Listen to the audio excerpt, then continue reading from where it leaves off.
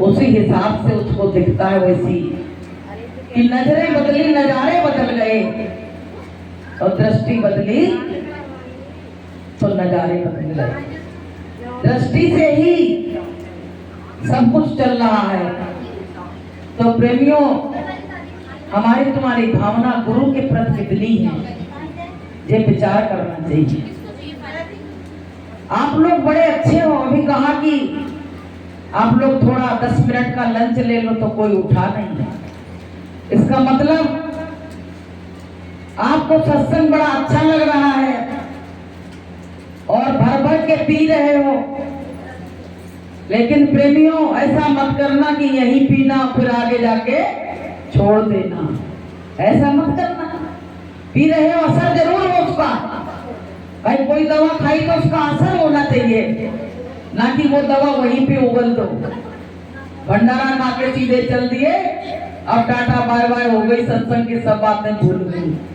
तो प्रेमियों, ये गुरु महाराज कहते हैं कि एक घड़ी आधी घड़ी अवाभ्यू में पुनियाद, गोस्वामी संगत साधु की और कोटि हरे अपराध। कहते हैं आधी घड़ी का भी सत्संग अगर मिल गया और आपने मन से उसको सुन लिया और हृदय में उतार लिया, तो उतना ही डोज काफी। जैसे अच्छे डॉक्टर होते हैं तो बहुत कम दवा लिखते हैं, और जो झोला छाप डॉक्टर होते हैं वो इतने टैबलेट लिख देंगे कि तुम खा नहीं पाओ। एक हमारे पास में बैल डॉक्टर, तो हम जब शुरू में आए, बीमार हो गए, तो उस पे ले गए। उसने इतनी दवाई लिखी, नाम ही उसका ऐसा। आज तक 32-33 साल हो गए, लौट के हम उसके क्लिनिक पे नहीं गए। अच्छे डॉक्टर की क्या पहचान होती है कि एंटीबायोटिक टैबलेट लिख दिए, जब खा लेना और फायदा पड़ जाएगा। तो प्रेमियों, आपने सत्संग में एंटीबायोटिक दवा ली, कोई ना कोई बात तो आपको अच्छी लगी होगी। भाई 2 लोगों के सत्संग हुए अभी संदेश, तो कोई ना कोई बात तो जरूर अच्छी लगी होगी, पूरी नहीं हुई होगी।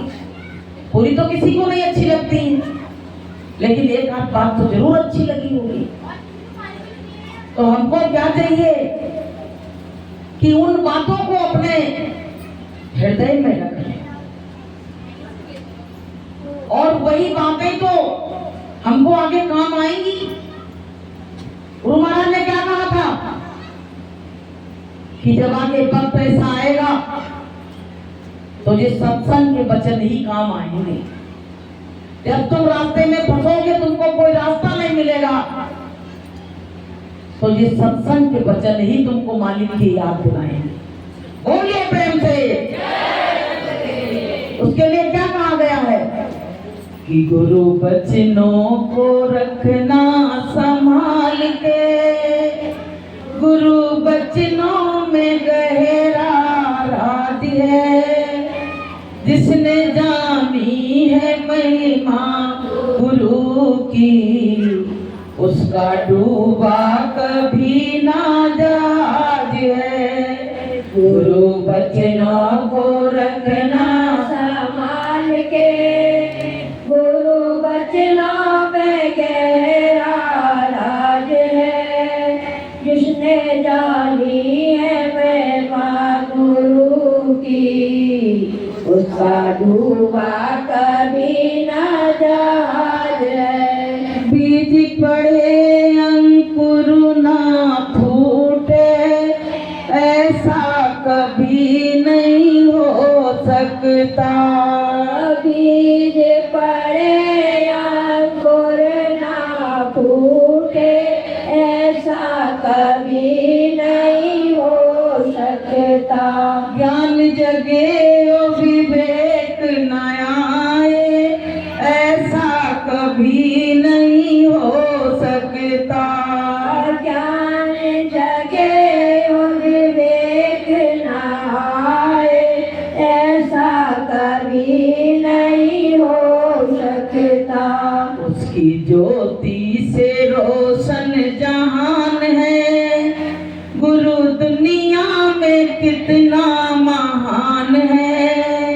जिसने जानी है महिमा गुरु की, उसका डूबा कभी ना जहाज है। उसकी ज्योति से रोशन जहान है, गुरु दुनिया में कितना महान है।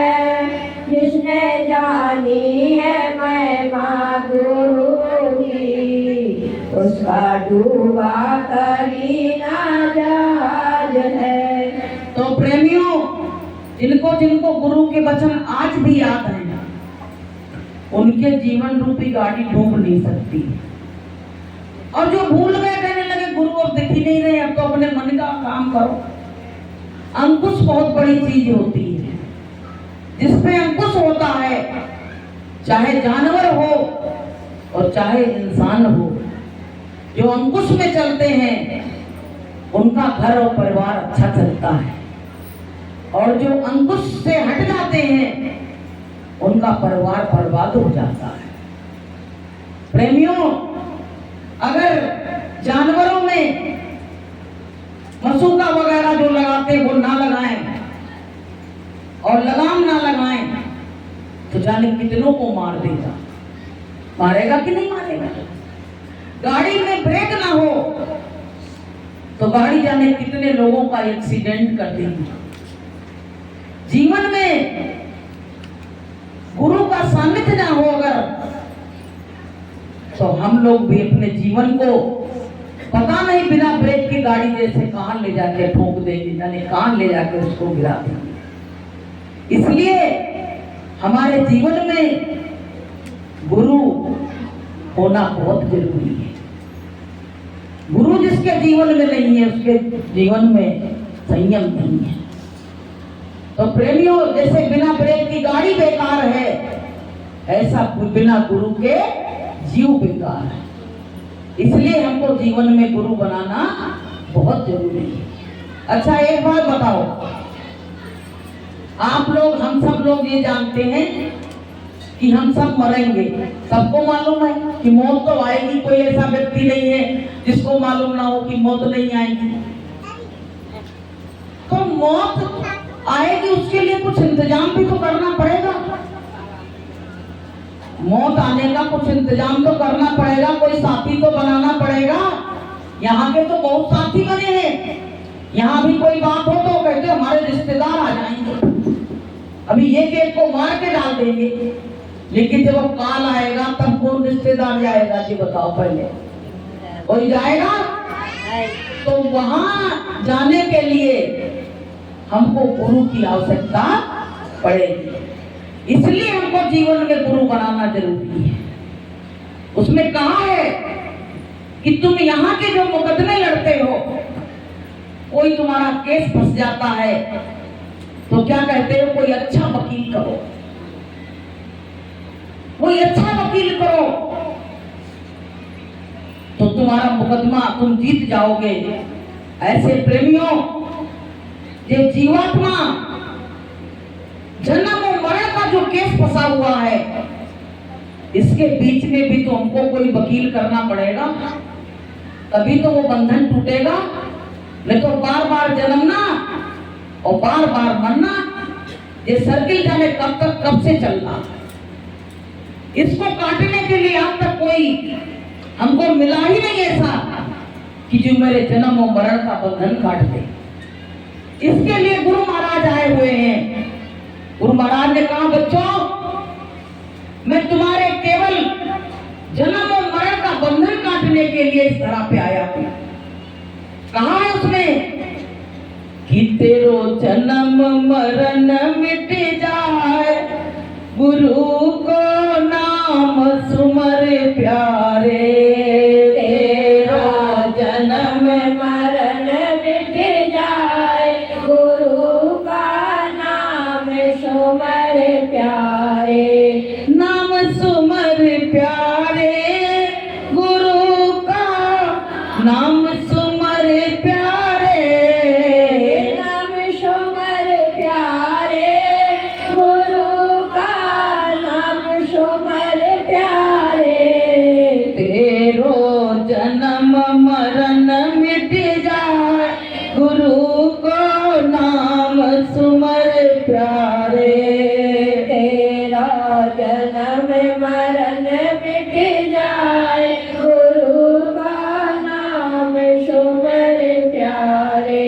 अब क्या कहा संतों ने, सुनो कि बूढ़ा हो के घर में रह के सुने बचन खारे, बूढ़ा हो के घर में रह के सुने बचन खारे, दुर्बल काया रोग सताया जिभ्या सब हारे, दुर्बल काया रोग सताया जिभ्या से हारे, तेरो जन्म मरण मिट जाए गुरु का नाम सुमर प्यारे। कहते हैं कि तुम्हारा जन्म और मरण अगर गुरु का नाम सुमरोगे तो मिट जाएगा। अब जिसने किए नहीं वो काहे को गुरु का नाम सुमरने लगेगा। तो प्रेमियों, व्रत हो जाते हैं, दरवाजे पे पड़े रहते हैं तो लोग उनको तरह तरह की बातें सुनाते हैं। शरीर में तो रोग ने घेर लिया और उधर घर वाले ताने मार रहे हैं। अब बताओ जीव जाए तो कहाँ जाए। अगर सत्संग का सहारा ले लिया है तो संसार वाले ठोकर मारेंगे, परिवार वाले मारेंगे, तो आप कम से कम गुरुदेव की गोद में तो बैठ जाओगे, गुरुदेव की गोद में तो बैठ जाओगे, नहीं कहाँ जाओगे, कोई ठौर ठिकाना है। संसारी लोगों से मिलो तो क्या कहते हैं कि बहन जी एक एक दिन काटे नहीं करता। हमने कही हमें एक एक दिन का पता ही नहीं पड़ता। कहे तुम्हारा कैसे निकल जाता है।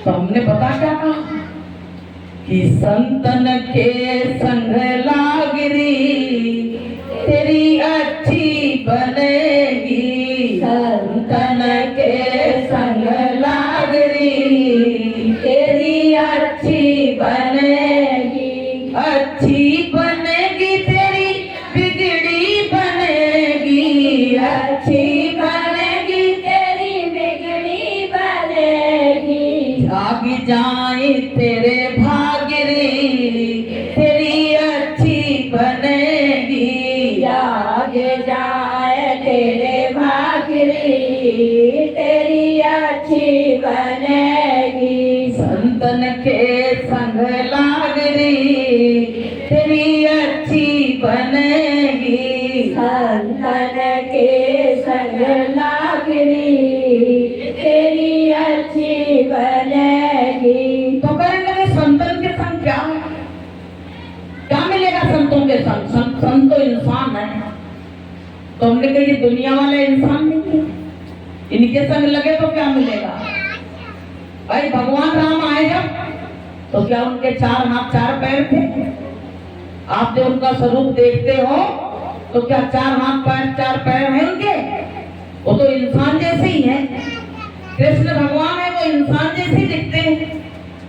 तो हमने कही गुरु महाराज भी इंसान बन के ही आए हैं, लेकिन स्वयं परम पिता परमात्मा है। बोलिए प्रेम से। तो प्रेमियों, संतों का हमारे जीवन में बड़ा महत्व है। जब जीवन में संत मिलते हैं तब जीव को ये समझना चाहिए कि अब हमारे पापों का सब अंत होने वाला है।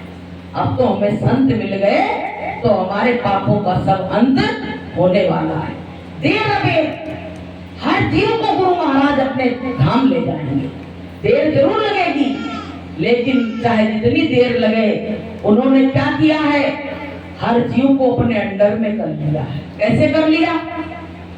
एक बार क्या हुआ कि दादा गुरु जो थे, गुरु महाराज के गुरु जी, वो नहर के पास में वहां चिरौली आश्रम जाओ ना तो नहर पड़ती है, तो उसमें बैठे बार बार कुल्ला कर रहे हैं। तो उनके साथ शिष्य भी थे, कहने लगे गुरुजी ये कर क्या रहे हैं कि बार बार पानी भर लेते हो, बार बार कुल्ला कर देते।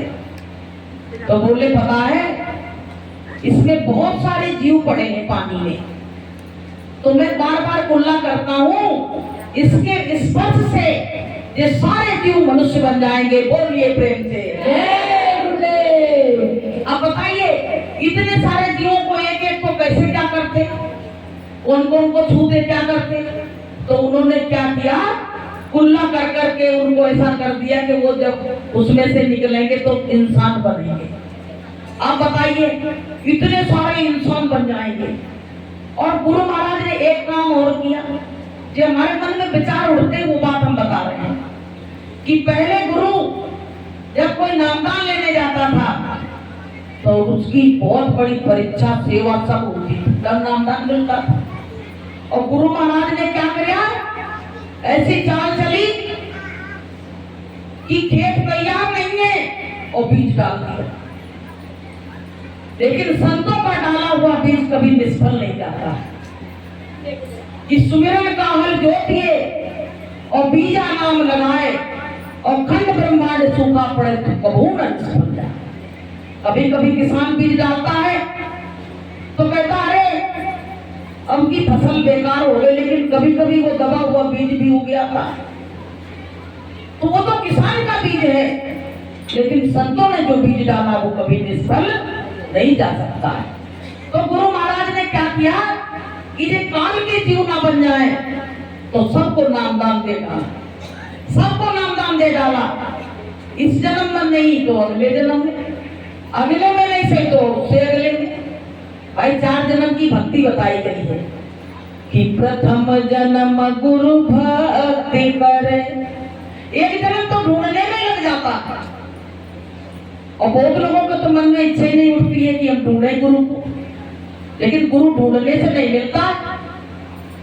गुरु तो कहाँ नहीं गया कि सतगुरु तो पाए बड़ी भाग्य से, सतगुरु तो पाए बड़े भाग्य से। अरे बैरन मेरा तो दिया घबराए, सतगुरु से मिलने जाने दे। अरे बैरन मेरा तो दिया घबराए, सतगुरु से मिलने जाने दे। अरे माया छोड़ दे अब मेरा साथ, सतगुरु से मिलने जाने दे। अरे माया छोड़ दे अब मेरा साथ, सतगुरु से मिलने जाने दे। प्रेमियों, जिनको गुरु मिल गए हैं ना उनके बहुत ऊंचे भाग हैं। कहाँ है कि जब जिनको सतगुरु मिल गए उनके ऊंचे भाग, और गुरु ज्ञान से धोइए जन्म जन्म के दाग। जन्म जन्म की जो कालिक लगी हुई है वो गुरु ज्ञान से उनके नाम का लोगे तभी वो धुलेगी, साफ नहीं होगी ऐसे। तो प्रेमियों, हम लोग गुरु को ढूंढने नहीं गए, गुरु ने स्वयं ढूंढ के गुरु हमसे स्वयं मिला, स्वयं मिलाने। हम क्या ढूंढ पाते, मेरी क्या औकात थी कि हम गुरु को ढूंढते, पता नहीं कौन सा गुरु पकड़ लाते, लेकिन मिलना तो ऐसे गुरु थे ना तो ऐसे मिल गए। तो प्रेमियों, बहुत बड़ी अपार दया हुई। हम कहते हैं सब कुछ कोई छुड़ा ले, मेरी सारी दौलत ले ले, बच्चे भी छुड़ा ले, पति भी छुड़ा ले, घर छुड़ा ले, लेकिन गुरु को कोई नहीं छुड़ा पाएगा, क्योंकि वो तो हृदय में बसा हुआ है। वो कोई छुड़ाने वाली चीज नहीं है, वो तो रग रग में हमारे व्याप्त हो चुका है, उसको कोई निकाल ही नहीं सकता है। तो प्रेमियों, ऐसी भावना रखते, ऐसे गुरु जीवन निकल जाता तुम ढूंढ नहीं पाते, ऐसे गुरु मिल गए। तो प्रेमियों, इतनी संगत बैठी हुई है, ये ऐसे नहीं मुंडी हिल रही है। इनको सबको कुछ ना कुछ फायदा हुआ होगा गुरु दरबार में जाने से। यहाँ ऐसे ऐसे व्यक्ति बैठे हुए हैं कि कैंसर जैसी बीमारी जो जिसको होने से जिंदगी कैंसिल हो जाती है, जिंदगी खत्म हो जाती है, वो व्यक्ति भी आज इस सत्संग में बैठे हुए हैं। कौन की दया से? गुरुदेव की दया से। बताइए, ऐसे ऐसे काम गुरु महाराज ने बनाए। तो प्रेमियों, ऐसे मालिक का क्या वर्णन मुख से करें। कहते नहीं है कि हमारी जबान एक है और हमारे गुरुदेव के इतने काम बनाए हैं, तो उनको मैं एक जबान से कैसे बयान कर सकती? पूरा जीवन खत्म हो जाएगा और गुरु का वर्णन इस जबान से हम कर ही नहीं सकते। कि 7 समुद्र की मछली करूं, 7 समुद्र मतलब 7 समुद्र की स्याही बना लूं और लेखन सब बन रहा है, सारे जंगल की लेखनी बना लूं। कि 7 समुद्र की मछली करूं, लेखन सब बन रहा है और सारी धरती कागज करूं और फिर भी गुण लिखा ना जाए, फिर भी गुरु का गुणगान हम लिख नहीं सकते। इतना बताइए, जीवन खत्म हो जाएगा। तो प्रेमियों, हमको ये बहुत सुहाना अवसर मिला है। इस अवसर का जो लाभ ले लेगा वो पार हो जाएगा, और जो नहीं लाभ लेगा तो इसी भवसागर में पड़ा रहेगा। तमाम लोग पड़े। कबीर साहब के समय के गुरु महाराज बताते थे, शिष्य आज भी संसार में है। उनसे गुरु महाराज कह रहे, ने पूछा कि सब चले गए, तुम क्यों रह गए? कहने लगे, हमको परिवार बड़ा अच्छा लगता था तो परिवार में फंसे रह गए। बताइए, आज भी धक्के खा रहे हैं। अगर उसी समय परिवार से नाता तोड़ देते, थोड़ा सा कुटुंब से, परिवार से प्रीति हटा करके और परमात्मा के चरणों में लगा देते, तो प्रेमियों वो भी पार हो गए होते। तो प्रेमी भाई बहनों, ये बहुत बड़ा अवसर मिला है जीवन में। गुरु गुरु तो दिन रात कर रहे हैं, लेकिन गुरु का महत्व तो समझो। हमारे जीवन के अंधकार को दूर करने के लिए गुरु उजाला लेके आया हुआ है, प्रकाश दिखाने कि आ जाओ बच्चों, यहाँ प्रकाश है, इस रास्ते पे चलो तो कभी धोखा नहीं खाओगे। तो प्रेमियों, ये मानव जीवन जो मिला है, ये बड़ी दया कृपा से मिला है। हम सोचते हैं ये मनुष्य तो हम फिर बन जाएंगे, अब की बार जा रहे हैं और फिर मनुष्य बन जाएंगे। ये ब्रह्मा कुमारी वाले क्या कहते हैं? कहते हैं कि इंसान मरने के बाद इंसान ही बनेगा। अब बताइए कि इन्होंने तो उसका विधान ही बिल्कुल काट दिया, क्योंकि 84 लाख जो योनियां बनाई गई हैं, अगर इंसान इंसान ही बनेगा तो योनियां कहाँ जाएंगी? ये बताओ पहले। गुरु महाराज कहते हैं कर्म के हिसाब से योनि मिलती है। जिसके जैसे जैसे बहुत माताएं बहनें बड़ी चुगली सुनती ना एक दूसरे की, तो उन्हें पता काहे का जन्म मिलता है? काहे का जन्म मिलता मालूम है? चिमगादड़ का। चिमगादड़ बनती है, छिपकली का, और छिपकली बनती है। अब बताइए पहले, अब छिपकली क्या करती? उसमें चिपकी रहती दिन रात। तुमने चिपक चिपक के सुना ना, दूसरों की निंदा बुराई चुगली सुनी, तो अब उसमें चिपकी है दिन रात। जरा सा दीवार छूट जाए तो फट नीचे गिरती है। बताइए, तो क्या अपनी गर्मी से तो बनी? और जो औरतें हर समय बच्चों की लालसा लगी रहती कि भैया एक है दो और हो जाए, तो पता है उनको काहे का जन्म मिलता है? सुअर का जन्म मिलता है। सुअर एक बार में 12-12 बच्चे एक बार में। अब बताइए, ले लो बच्चे। गुरु महाराज कहते बहुत प्रेमी आती थी, मालिक बच्चे नहीं है। गुरु महाराज ने कहा, बच्चों हर योनि में तुमने बच्चे पैदा किए, तुमको मालूम है कुछ? अब क्यों बच्चों के लिए रो रहे? परमात्मा का भजन करो, चलो यहाँ से। तो प्रेमियों, जिसकी पैसे में आशा होती है वो पता है क्या बनता है? वो सांप बन के यूं पैसे पे बैठता है, सांप बन के। तो आप लोग पैसा जो इकट्ठा किए रखे होंगे ना, उसमें गुल्लकों में, तिजोरियों में, अगर आपकी आशा उसमें से नहीं टूटी तो आप उसमें सांप बन के बैठोगी। मरने के बाद सांप का जन्म मिलेगा। जो आएगा उठाने के लिए, फुंकार मारोगे तो ही भाग जाएगा। अब बताओ, अगला अगर जो ऐसे काम कर रहा है तो अगला अपना जन्म बिगाड़ रहा है। तो प्रेमियों, एक ब्याज का पैसा, समझोगे बात? ब्याज का पैसा मत खाओ। ब्याज का पैसा खाने से क्या होगा? हमने बड़े बड़े लोग देखे ब्याज का पैसा खाते थे तो पूरा पूरा घर परिवार ही सब बेकार हो गया, कोई मतलब का नहीं रह गया। ब्याज का पैसा तुमने 20 रुपया सैकड़ा, बहुत लोग 10 रुपया सैकड़ा, इस तरह से लेते कहते महंगाई बढ़ गई है।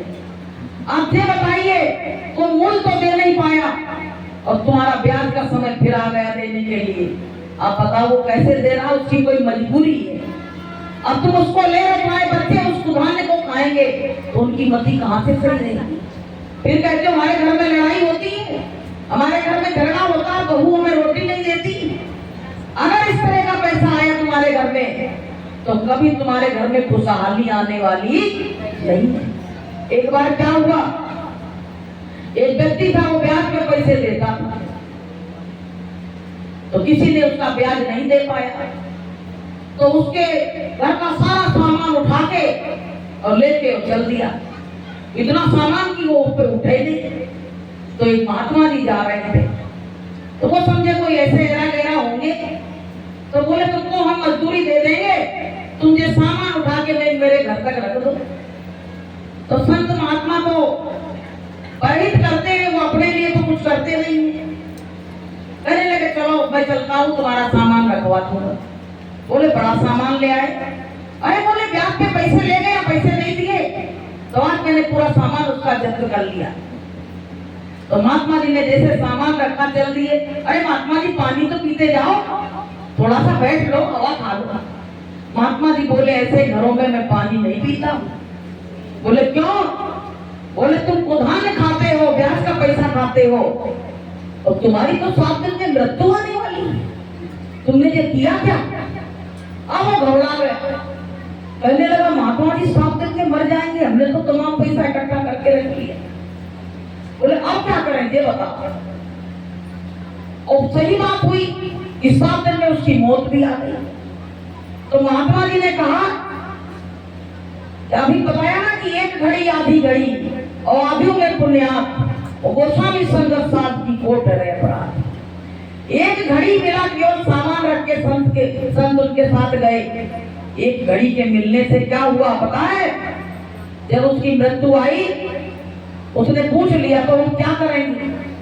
तो बोले जब यमदूत लेने आए ना और तुमसे पूछे तुम्हारी कोई इच्छा है तो तुम कह देना कि हमें एक संत महात्मा वो हमको एक बार मिले थे, लेकिन उनके सत्संग में 2 मिनट के लिए लिए चलो, फिर हमको ले चलना, हमने गलत काम तो किया ही है और हमको तो नरक में जाने दिया हमें मालूम है। अब प्रेमियों क्या हुआ कि यमदूत आ गए लेने के लिए। भाई जो गलत काम करता है उसको यमदूत लेने के लिए आते हैं और जो धर्म से जुड़ा रहता है उसको गुरुदेव लेने के लिए आते हैं। अब जब यमदूतों को देखा चिल्लाने लगा। यमदूत बोले कोई तुम्हारी इच्छा है? बोली एक इच्छा है, तुझे गुरुदेव के सत्संग में ले चलो 2 मिनट के लिए, बस ज्यादा देर नहीं। अब भैया सत्संग हो रहा था, यमदूतों ने कहा जल्दी जाओ जल्दी लौट के आओ। बोले बस गया और आया। अब वहां सत्संग में गया तो मौत कौन को अच्छी लगती है, वहां जाके बैठ गया। गुरुदेव ने देखा कि ये आया तो उन्होंने सत्संग और बढ़ा दिया। अब वो यमदूत झांक रहे, पांडाल में आए तो जल जाए, क्योंकि जहां संत महात्मा दयाल रहते वहां यमदूत वहां हिम्मत नहीं आने की। अब वो इशारा कर रहे आ जाओ जल्दी से आ जाओ। अब वो गए नहीं तो यमदूत गए ऊपर, कहने लगे कि पकड़ तो लिया था, ला रहे थे, और उससे जब आखिरी इच्छा पूछी तो कहने लगा सत्संग सुनवा दो। और सत्संग के चक्कर में वो वहीं बैठा है, वो आ ही नहीं रहा। तो उन्होंने कहा कि तुमने अच्छा किया नहीं गए अंदर, नहीं तो एक नरक तो नानक जी ने खाली कर दिया था, और अगर तुम चले जाते ना तो हमारे ये सारे नरक जितने बनाए सब खत्म हो जाते। संतों का इतना बड़ा महत्व है। बताइए कि अगर वो पांडाल में चला जाए तो संत गुस्सा हो जाते, नाराज हो जाते, तो कहते नहीं है कि हरि रूठे तो ठोर है और गुरु रूठे नहीं ठोर। अगर भगवान रूठ जाए तो एक बार मान जाएगा, लेकिन गुरु रूठ जाए ना तो तुमको ठोर ठिकाना मिलने वाला नहीं है। तो प्रेमियों क्या हुआ एक घड़ी के सत्संग से वो यमदूतों के हाथ से छूट गया और काल के हाथ से छूट के और दयाल के हाथ में आ गया। थोड़ी सी संगत करी तब, और जो लोग नित्य सत्संग में आते हैं तो क्या वो काल के हाथ में जा पाएंगे? वो कभी नहीं जा पाएंगे। उनको दया नहीं लेने आएगा प्रेमियों, उनको काल हाथ नहीं लगा सकता है। बोलिए प्रेम से जय गुरुदेव। तो प्रेमियों, आज से ब्याज का पैसा खाओगे क्या? कौन कौन खाता है ब्याज? कोई नहीं खाते तो जरूर होंगे। ऐसा हो ही नहीं सकता कि ब्याज नहीं खाया जा रहा हो। पता है, हमारे पास 2 केस आए। एक कह रही हमारे 5 लाख ले गई पड़ोसन, बोली पहले तो देती रही फिर ले गई पूरे उठा के। अब एक और मिली थी, मेरी 50,000 फंसे बेटी मिल जाए तो सत्संग करा देंगे। अब बताओ, पहले ये हाल मचा हुआ है। भैया अपनी मेहनत मशक्कत का खाओ तो बच्चे भी सुधरेंगे, घर परिवार सही रहेगा। ब्याज का पैसा मत खाओ, जुआ का पैसा मत खाओ, शराब का पैसा मत खाओ, नहीं तो तुम्हारे घर में कभी खुशहाली नहीं आ सकती है। तो प्रेमी भाई बहनों, ये मानव जीवन मिला है, इसको सत्संग में आने से मुझे सब बातें पता पड़ी। अगर गुरुदेव ना मिलते हमको तो हमको भी ये बातें कौन बताता? गुरु महाराज ने ही तो बताया है। गुरु महाराज ने कहा मेहनत ईमानदारी का खाओ, मशक्कत का खाओ, कोई आए तो उसको 2 रोटी खिलाओ, तुम्हारे घर में बरकत आई। तो प्रेमियों, आज के घरों में कलह कलेश क्यों मचा हुआ है? कल मास्टर जी ने वहां बताया था कि जो गाय होती है उनको बुरी तरह से मारा जा रहा है, फिर उनको जो मारी जाती, फिर वो क्या है, इंसान गाय के बाद तो इंसान बनना है। तो जब उनकी उम्र पूरी हो जाती तो उनको इंसान का जन्म मिलता है। अब वही बहुएं घर में आ रही है लड़कियां, उससे बीच में वो प्रेत बन जाती हैं। जब उनका समय पूरा तब इंसान बन जाती हैं वो। तो वो लड़कियां अपने घरों में आ रही बहुएं बन के, तो बताओ उन पर चिड़चिड़ापन होगा कि नहीं होगा? उनकी गलती नहीं है, उनको इस तरह से मारा गया है कि उनको बाद में जो योनि मिली है, छटपटा के फिर उनको इंसान का जन्म मिला है कि प्रेत बनी, उसके बाद इंसान बनी।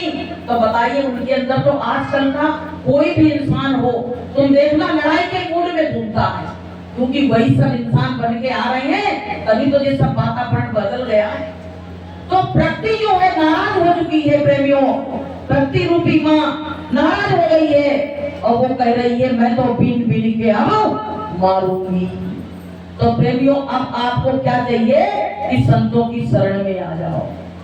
संतों की शरण में आने से आपके सारे गुनाहों को माफ कर दिया जाएगा और आप मनुष्य जीवन के अच्छे बनने के हकदार बन जाओगे। नहीं तो आपका जीवन, हमारा जीवन अगर संत की शरण में नहीं आए तो सब बेकार चला गया। कहा नहीं गया कि जीवन है बेकार भजन बिन दुनिया में, जीवन है बेकार भजन बिन दुनिया में, बड़े भाग्य से नर तन पाया, बड़े भाग्य से नर तन पाया, इसमें भी प्रभु गुण नहीं गाया, इसमें भी प्रभु गुण नहीं गाया, किया न प्रभु से प्यार भजन बिन दुनिया में, किया न प्रभु से प्यार भजन बिन दुनिया में। जब यमदूत लेने को आवे, जब यमदूत लेने को आवे, हाय हाय कर तुम चिल्लाओ, हाय हाय कर तुम चिल्लाओ, बड़े करारी मार भजन बिन दुनिया में, अब बड़े करारी मार भजन बिन दुनिया में। प्रेमियों, जब यमदूतों को देखते हैं तो भैया चिल्लाने लगते, वो आ गए आ गए आ गए। अरे उनसे बचना है तो संतों की शरण में आ जाओ। गुरु महाराज कहते हैं कि बच्चों, जो संत की शरण में आ जाता है वो निश्चिंत हो जाता है। तो प्रेमी भाई बहनों, ये जीवन जा रहा है, इसको चाहो तो परमात्मा के रास्ते पे मोड़ लो, नहीं तो वो तो जाएगा ही जाएगा। तो प्रेमी भाई बहनों, हम इस काया से अपने बड़ा प्रेम करते हैं। अगर इसमें कुछ हो जाए ना तो कहते अरे आज हमारा शरीर बड़ा परेशान है, बड़ा थक गया है, हमें बड़ी बीमारी लग गई है, तो तरह तरह का इसमें इलाज कराते हैं, इस काया को तरह तरह से सजाते हैं, लेकिन फिर भी ये काया हमारा साथ नहीं देती। किसी की काया ने साथ दिया तक? तो प्रेमियों, ये काया हमारा जब साथ नहीं देगी तो हम अपनी आत्मा से प्यार कर ले। आत्मा दिखती नहीं है तो उससे कोई प्यार कर नहीं पाता है। तो उसके लिए एक भजन गाया गया, कबीर साहब ने गाया है कि तज दिए प्राण काया कैसे रोई रे, तज दिए प्राण काया कैसे रोई रे, तज दिए प्राण। मैंने तो सोची काया संग चलेगी, मैंने तो सोची काया संग चलेगी, जा कारण काया मली मली धोई, जा कारण काया मली मली धोई, तज दिए प्राण काया कैसे रोई रे, तज दिए प्राण। जब इससे जीवात्मा निकल जाती है तो ये काया कहती है कि भैया इतना हमने इसको संवारा सुधारा, लेकिन इसमें से इसको आत्मा को निकलने में जरा सा भी दर्द नहीं हुआ, तुरंत इसको छोड़ के तुरंत निकल गई। अभी हम आ रहे थे तो वहाँ जहाँ मुर्दा बदले जाते हैं वहाँ पे लाश पड़ी हुई थी, भीड़ लगी। जैसे कहते नहीं है कि वो जब आता है ना तो इसी तरह से भीड़ भपड़ होके जीव को वहां ले जाके और जला देते हैं, लकड़ियों के बीच में रख के। अब उसमें वो पिंड दे रहे थे, उसको बांधे भी हैं और उसको खिला भी रहे हैं। बताइए, उसको रस्सियों से कस भी लिया है। अब बताओ, पेट बना है, मुंह बना, खाएगा कहां से? तो उसमें से हाथ कर करके उसके अंदर वो पिंड दान दे रहे हैं, पिंड रख देते, जाने क्या आटा के बना बना के। बताइए क्या ये रीति बनाई? बीच चौराहे पे जहाँ आदमी बैठना पसंद नहीं करता है वहां पे वो अर्थी रखी हुई है, जो लोग निकल रहे हैं सब तमाशा देख रहे हैं। बताइए, इस दिन के लिए आदमी उसने कहा है कि एक दिन धोखे में लुट जावेगी, तेरी काया सी फूल बगिया, धोखे में लुट जावेगी, तेरी काया सी फूल बगिया। एक काया तो प्रभु ने दीनी, एक काया तो प्रभु ने दीनी, मन मूरख तूने कदर न कीनी, मन मूरख तूने कदर न कीनी। एक दिन अग्नि में जल जावेगी, तेरी काया सी फूल बगिया। एक दिन अग्नि में जल जावेगी, तेरी काया सी फूल बगिया। एक दिन धोखे में लुट जावेगी, तेरी काया सी फूल बगिया। तो प्रेमियों, एक दिन ये काया भी अच्छी दिख रही है और ले जाके कंडों और लकड़ियों के बीच में धू धू करते कि हाड़ जले जैसे लाकड़ी, हाड़ जलते हैं ना तो जैसे लकड़ी जल रही हो, कि हाड़ जले जैसे लाकड़ी और केस जले जैसे घास, सब जलता देख के और हुआ कबीर उदास। कबीर साहब कह रहे हैं कि जीव की जो ऐसी गति देख के मुझको बड़ी चिंता हो रही है। संतों को बड़ी चिंता है, तभी तो जीव को मुक्त करने के लिए संसार में संत आए हुए हैं। तो प्रेमी भाई बहनों, ये मानव जीवन भव से पार जाने की एक नौका है। जैसे नदी में नाव पड़ी होती है तो उस पे बैठ के लोग पार चले जाते हैं, ऐसे इस मनुष्य जीवन में बैठ के और भजन करके और हम भवसागर से पार जा सकते हैं, वरना कभी पार जाने वाले नहीं हैं।